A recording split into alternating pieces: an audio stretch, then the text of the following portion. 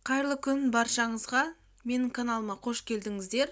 Сіздермен бүгін кешкі ас дайындайтын боламыз.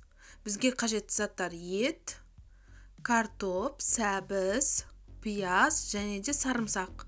Ең алдымен етімізді жуып аламыз. Оны кішкене кептіріп, кубик ретінде тураймыз. Сосын сарымсағымызды майдалап турап аламыз.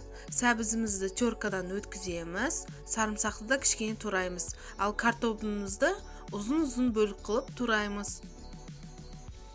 Қызып тұрған майымызға етті қуырып аламыз.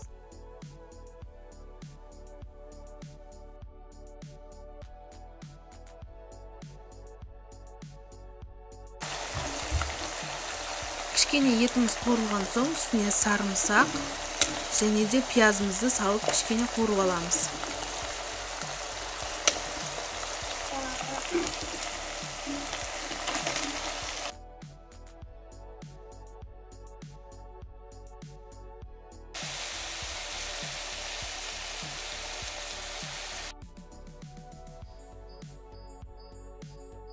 Пиязымыз сарғайғанша қуырамыз. Оның үстіне теркадан өткізілген сәбізімізді салып, кішкене араластырамыз.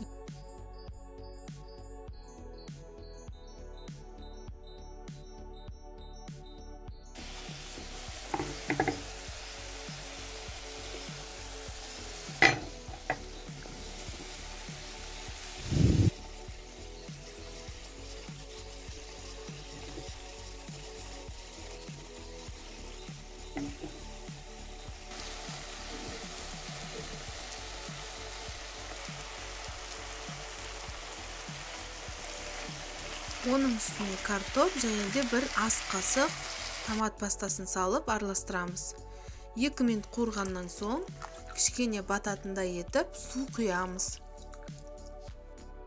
Ал енді қамырымызды жайып еритін боламыз.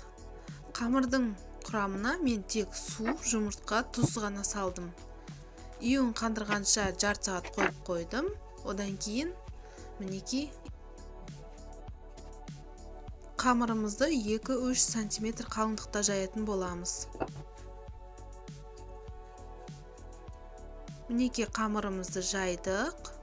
Ал енді оны бірнеше бөлікке кесеміз.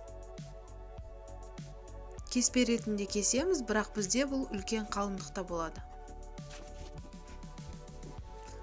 Қамырымызды қайнап тұрған суда 3-4 минут пісіріп аламыз.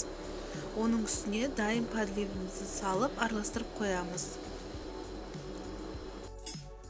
Мінекей дайын болды. Астарыңыз дәмді болсын. Менің каналыма тіркеліп, лайк баса отырыңыздар. Сіздермен ерекше рецепттермен бөлісуге тырысамын.